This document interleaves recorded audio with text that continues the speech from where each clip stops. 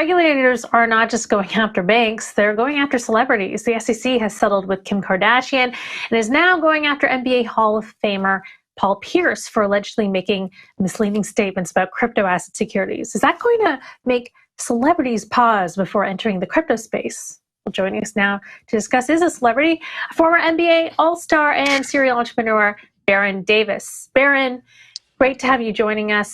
So recent news from the SEC is that they're suing Celtics legend Paul Pierce for his Ethereum Max promotions. What are your thoughts on celebrity endorsements of crypto products? Will there be a chilling effect because of heightened regulatory scrutiny?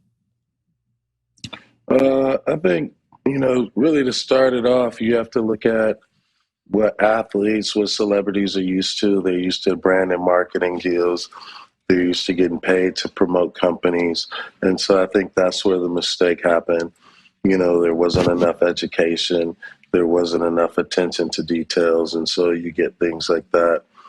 I think going forward, when it comes from an athlete or it comes from a celebrity or someone who has real utility, there's an actual, reward, exchange, and opportunity to be in a club. I think, going forward, you're going to see more creative projects out of celebrities and athletes bringing you directly, to their fan base, to their ecosystem. Just one more question on that topic. I mean, you're obviously in this world. We've seen with the market going down, there's just been a lot less enthusiasm with celebrity endorsements. Like the Super Bowl had a ton of ads last year, none this year. I'm just curious, in your circle, in your world, among your friends, are you noticing this? Are people losing interest in crypto and NFTs, or is it still kind of staying the same? I would say it's a little of both, right? When you think about the people who were on the fence, who were curious about it, I think just the negative connotations of the wording has led people astray. But then you still see people, especially in the sports space, especially in the Hollywood space, trying to figure out, how the best ways to use, NFTs and crypto in their daily walk and in their daily space. All right. But amid all this sentiment and this environment, you're actually launching SLiC Images, which stands for Sports, Lifestyle, and Culture. And it's a rights management platform for photographers. So what is it that compelled you to create something that prioritizes ownership for photographers? And what role does blockchain play in it? I think for SLiC Images, it was really about, how can we foster a platform and give opportunities and rights to, photographers. Picture says 1,000 words. Photographers has always captured athletes and celebrities, and it's a great way for us to build an ecosystem. And so thinking about blockchain, you're really just thinking about building out a core database and publishing backend that allows these photographers to be able to license their photos now on social media, now for, magazines, things of that nature for content purposes. And so with SLiC Images, it was really just, let's bring the photographer to the forefront. Let's bring the people who are capturing these moments and these images because they're moments in time. And let's build out a library and a database to be able to help them.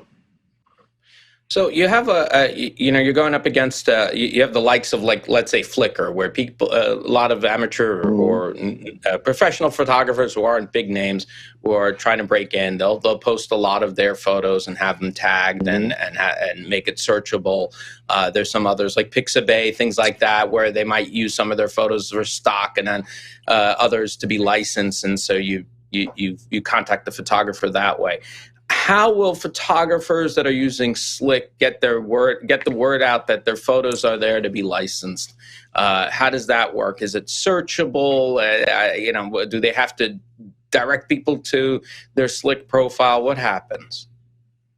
It's a combination of both. So what we're building in SLiC is really an ecosystem, and what photographers haven't had is the ability to be marketed or have content that speaks to them and speaks to who they are and give them the platform. So on top of, creating a profile, bringing people back to their own publishing site, right? The photographer will have the ability to license out, but also submit licenses for film, TV, things of that nature as well. So, our platform and the robust version is having the ability to sign up for jobs, to be a part of, things like an All-Star Weekend, or to be a part of, a movie premiere, or even on a movie set. So our platform really is a way to shepherd in photographers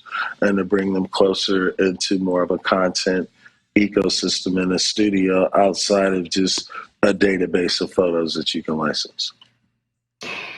Baron, so you spent 13 years in the NBA before creating Black Santa, the More Than Us venture studio, and now SLiC Images. I wonder if you could reflect on how your career as an athlete transformed into this career as a creator in the Web3 space, and a bit about your cryptogenesis story here. Yeah, I would say for me, I've always been a serial entrepreneur. When it wasn't fun to do that in the NBA, I was always a creator. I did documentaries and, directed Reebok commercials. So I was always one to want to create. And I think when I was in the NBA, it was looking at, how can I build a production company? I built Black Santa. How can I build IP? And, just like any other person that, was trying to be a part of Hollywood, trying to, market to brands for commercials or creatives, you just find yourself bumping into a wall, and it's a huge ecosystem of people. And so for me, it was like, when crypto came along, this is an opportunity for me to explore my creativity, to get IP out, and really build a fan base of creators, of builders, and a network of fans, and other celebrities and creators that we can actually have control, of the distribution channels and the things that we want to build with our fans. Awesome. Well, Baron, thank you so much for joining us. Good luck on this new venture of yours. That was former NBA All-Star and serial entrepreneur, Baron Davis.